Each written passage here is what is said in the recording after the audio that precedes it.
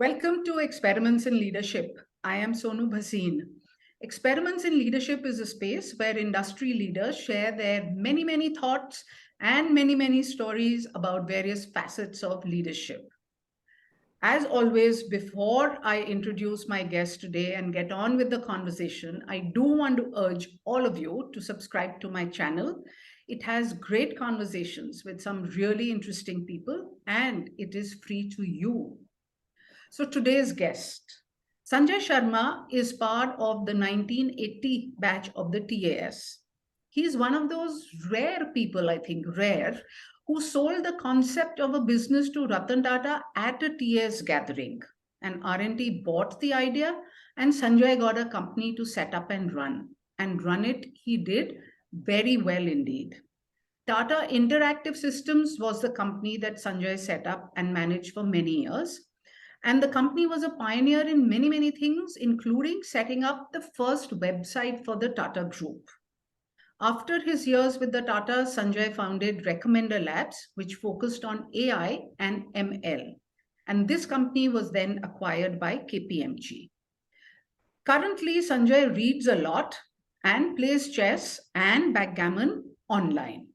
He loves cricket and old Hindi film songs. So maybe we'll just begin the conversation by asking him if he likes the songs of the TV series, the new TV serial called Jubilee, because I really do like those songs. So welcome to Experiments in Leadership, Sanjay. Looking forward to a different kind of a chat with you because your interests are so varied. Hi, Sonu. Good to be here. And I must begin by confessing that I haven't seen Jubilee or heard its songs. That is not right. If you like old Hindi songs, you have to watch Jubilee. I am telling you that very soon when you go to a discotheque or dance party, I don't know whether we still have discotheques, you will have remixes of the Jubilee songs and you will see people dancing to it. They're actually quite good, very nostalgic. Well, my son is getting married later this year, so I'll suggest that as the dance theme for the wedding party. Absolutely. You'd be surprised how it's just going to get people on the floor. But I think we are promoting Jubilee too much and they, So let's just get on to the conversation for the day. So in my introduction, I mentioned that you sold the concept of a business to R&T, Ratan Tata. In fact, I was there as part of that TAS gathering. I was just a young TAS officer, I think maybe just about a year or two old into the TAS. And I remember that in the evening, we were all sitting and you got up during the question answer session and you asked R&T that the group supports, so many businesses outside, and why can't you just support somebody who wants to be an entrepreneur from within? And I remember all of us looked at each other and we said, oh my God, so impressive. And then it actually happened. So just tell us what happened. Well, I got very excited about new technologies like the PC, of course, but also things like interactive video disc when I joined Tata Burrows. And so the idea was in my mind. And when Mr. Tata called all the TAS officers together in 1989, soon after he was announced as the incoming chairman, that gave me the perfect opportunity to say what was in my mind. And I must say that within a couple of days, Mr. Tata sent Raju Bhinge, another senior TAS officer, to find out what was in my mind. And I was given the 8 lakh rupees that I wanted to begin. 8 and lakh? We got going, yes. Yeah, that was like many years' salary at that time for us. Well, my salary was 7,000 rupees in 1990, and it was there for 3 years because there was no one to take a look at my salary. So 8 lakhs is quite decent. It was enough to begin. Yeah. So then you went and then you set it up. Yeah, I worked from home for 6 months as my wife was traveling overseas with her team. And then Tata Finance, where we were parked in the beginning, gave us the use of a 1-bedroom flat that someone owned in Andheri East. Yeah. And then after a year and a half, after Mr. Tata finally approved the setting up of the business and we moved to Tata Industries, we then shared the fixed deposit department of Tata Finance in Andheri. So the first 2 or 3 years were like genuine startup years. Yeah. Except, of course, in those days, there was no concept of equity and things like that. And it wasn't, I mean, a startup wasn't even a word at that time. I think it was just a new business, pioneering business. And, you know, in my introduction, I did say that one of the pioneering works that you did was setting up the first website for the Tata Group. And then, but you've said before that that really was just a minor thing. There were many, many more pioneering things that you did. So what were those?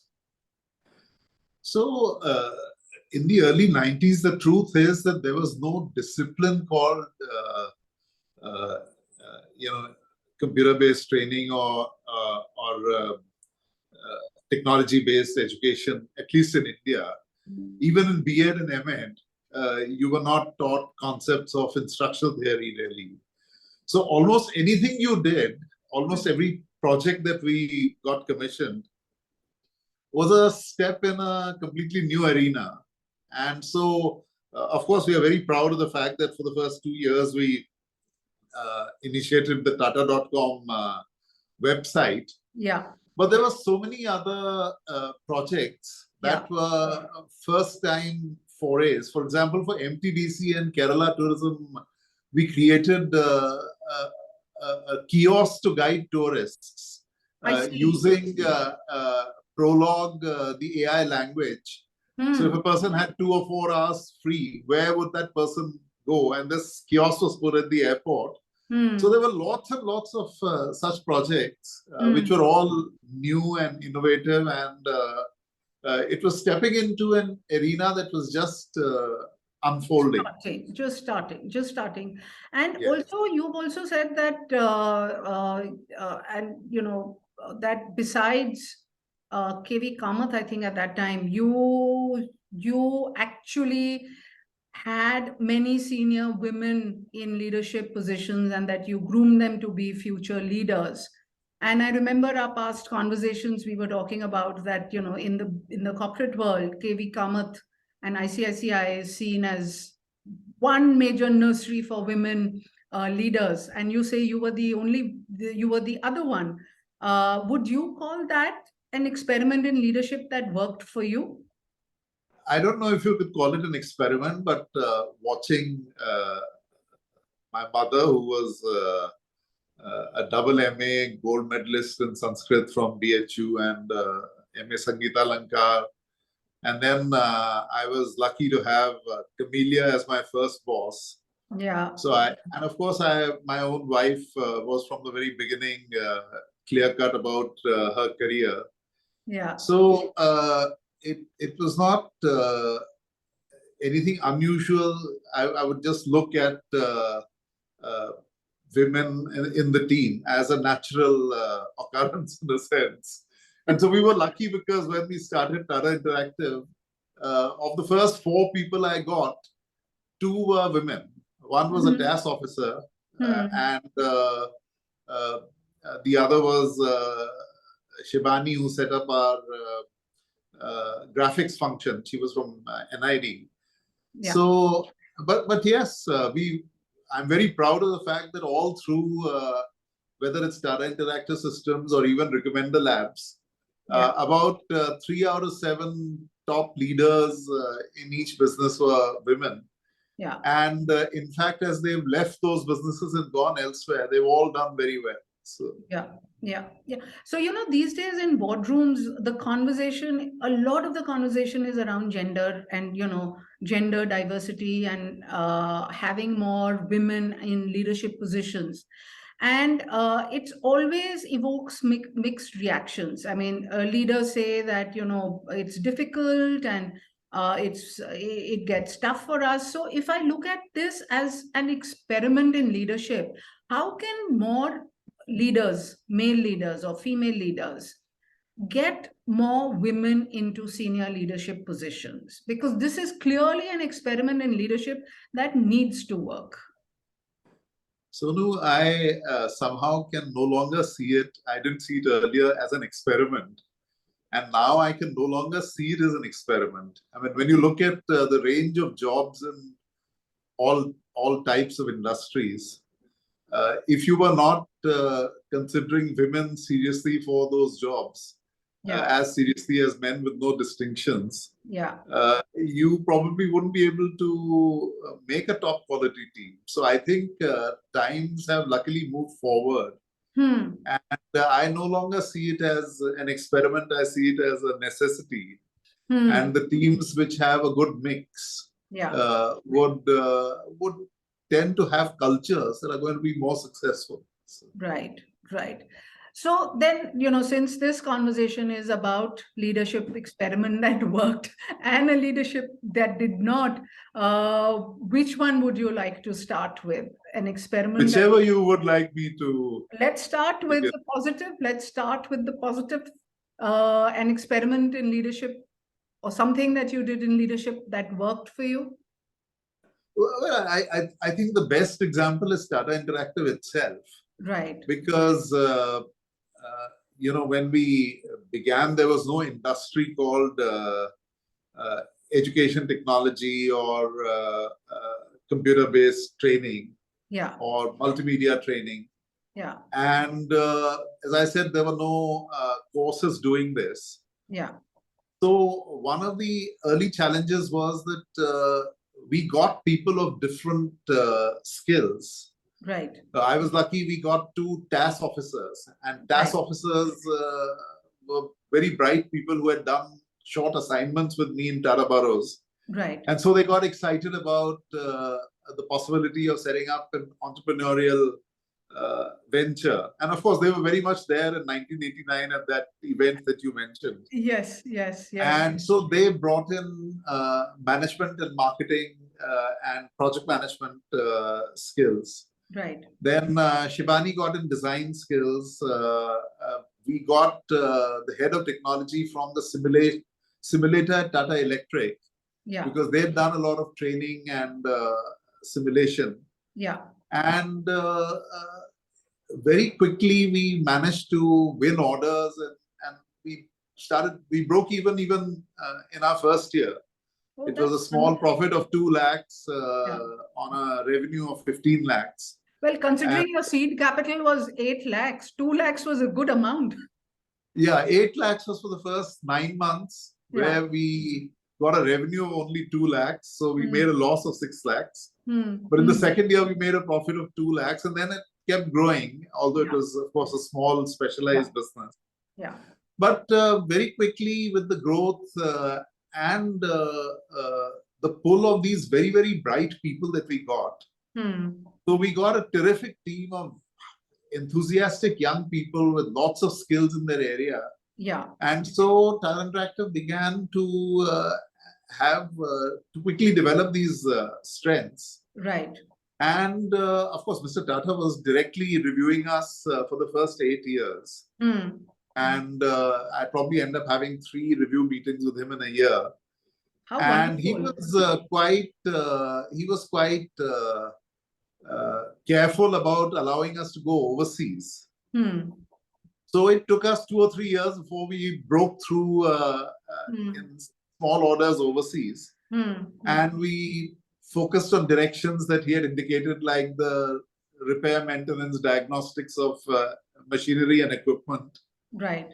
Right. And after 5 or 7 years, then of course, the logic of various market segments helped us grow in those. Yeah. So in a few years, we got going quite nicely.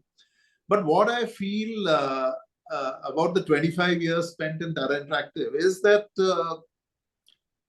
the big success for me is that when people work in a startup scenario, high energy, high intellect, high creativity, and they work for long years, I think the relationships are very strong. Right. And today there are lots of us who are in touch with each other. It's a very good circle of friends. And we take pride in each other's achievement. Yeah. And it was not just a matter of culture. for a period of at least 10 years, Tata Interactive was undoubtedly and accepted by competition also as the world leader in its niche of serious games, simulations, e-learning, custom e-learning development. And we had some 70 or 80 Fortune 500 clients. Wonderful, wonderful. So I would say that was very clearly a success. Yeah, yes. The question that arises is that we are talking of what, 89, 90, right? Yes. Tata Interactive. And you were just 10 years old into the corporate world. So you must have been in your 30s, if at all. I began on my 32nd birthday. Yeah, so at 32 years, you were running, or you were setting up and running then your own company, which in today's, 32 in today's startup age is like being a Buddha. But at that time, you were just like very, very young. Nobody became a CEO at 32 years of age. And how did you then manage these, enthusiastic, bright people who may have challenged you all the time? Because it does take a special, or it does take some kind of leadership to manage such a bright team at such a young age. Well, I think we had enormous fun because they were so talented, so bright. Yeah. And of course, they were young. So we were learning new things. We were trying new things. And I mentioned the MTDC and KTDC AI programs for the tourism. Okay. Manoj Kutti, who was our marketing guy, he and I went and met with the managing directors of these entities. Yeah. And you were talking about completely new ideas, trying to sell an AI-based kiosk to a government department. So everything was great fun, and the young people they had their own ideas, and of course it was a spirit of I think it was a spirit of friendship. It was a very collegial culture, right, that we had, and we still have amongst us. Yeah, and this is what I think the young startups of today sell to the young professionals, that we will, the work environment is very different from stodgy old established companies, but you had that in early 90s, so which is like really commendable. I must confess that I might have been trying to sell the opposite in those days, that I was not so young. Because I quite buy that.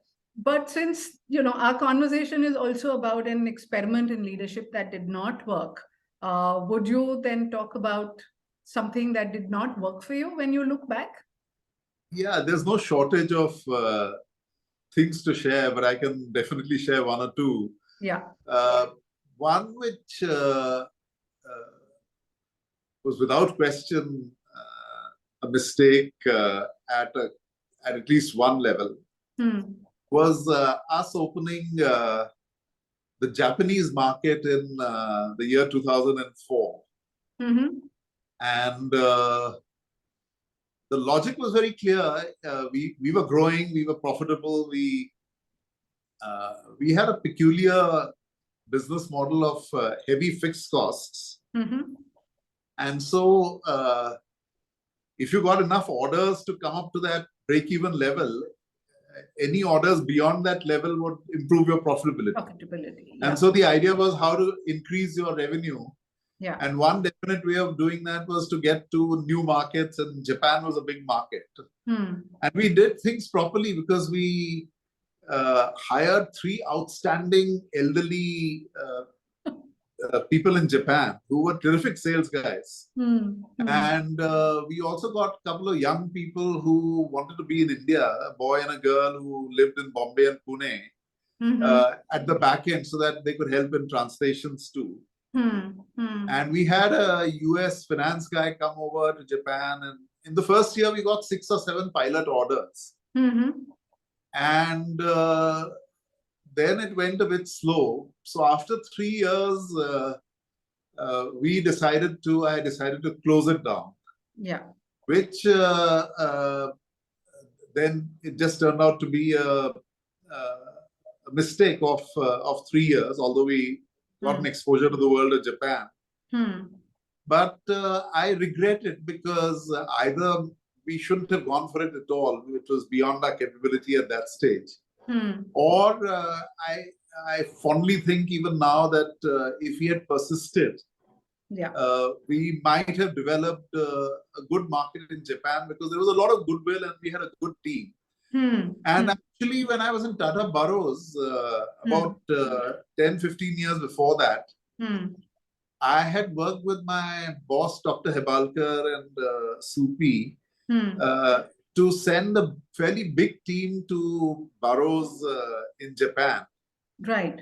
And that worked quite well. And in fact, one of my close friends from Tata Burroughs, Dinesh Jain, set up a business with a Japanese end. He now operates it from Chicago. So I thought Japan was a good idea, but eventually it didn't work out.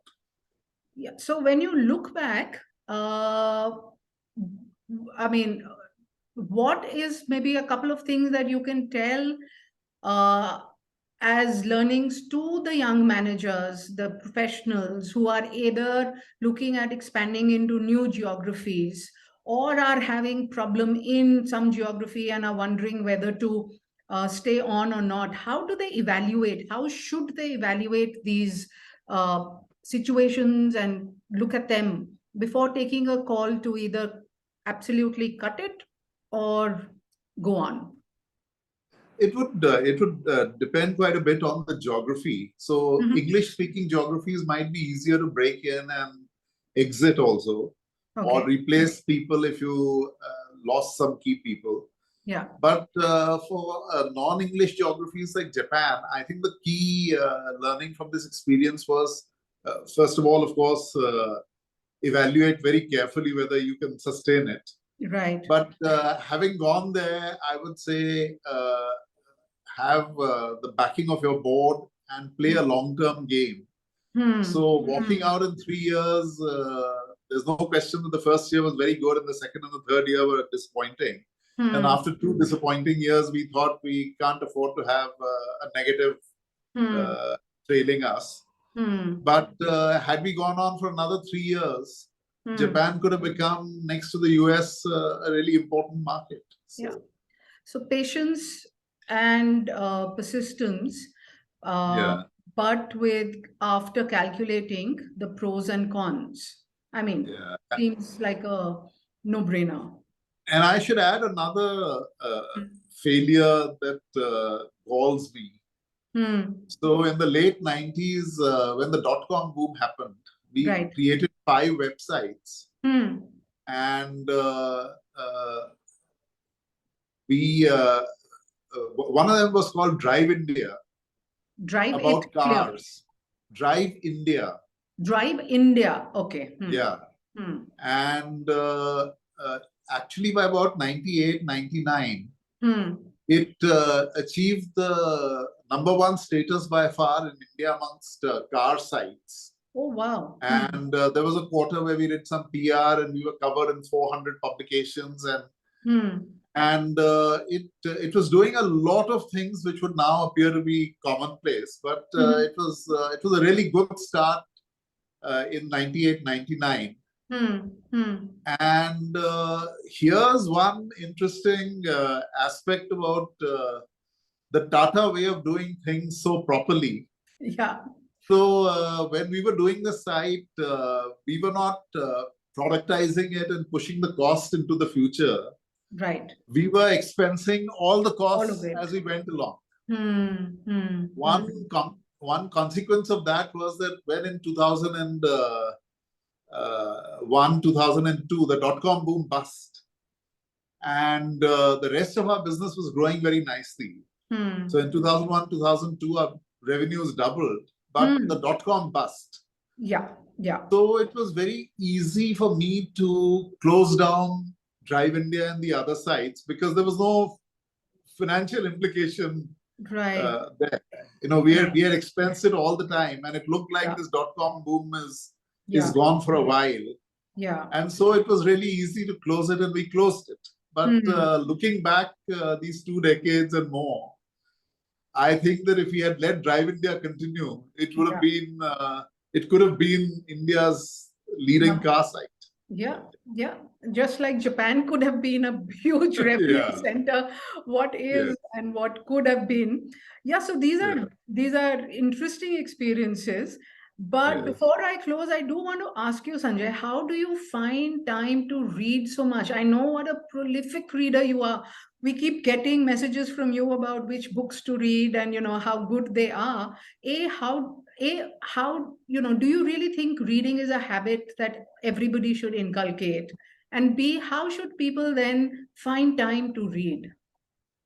Well, it's just a habit that you got as a child in your family and growing up. And I'm a bit of a skeptic. I don't think reading helps people all that much because I'm an all the very author. many I'm an successful author. people who are my friends. I'm an author. Please don't say that reading doesn't help. Please. Yes. So it's really a matter of your interest, and it's not very different from pursuing an interest in cricket or playing chess. But it's great fun, and for me, reading in different areas, whether it's novels or poetry or biographies or history or other business and other areas, science. I read quite a bit of science. So it just keeps you interested in what's happening. Yeah. So I do enjoy reading, and I would recommend it. And of course, we have a 1-year-old grandchild. So I would strongly recommend illustrated children's books, because when we had our children, I got lots and lots of them. Yeah. The children grew up and probably stopped reading them, but I still buy illustrated children books and read them. Yeah. And now I'm doing my best to persuade the little one to take an interest there. Tell him the stories, and then hopefully they will read. Yes. So, I mean, Sanjay, thank you very much for your time. And you can go back to listening to your old Hindi songs. And I do recommend that you watch Jubilee. Not only will it evoke a nostalgic era, but also I suspect you may like the songs as well. And viewers, keep watching this space. We'll continue to have more and more such conversations. Until then, Tata.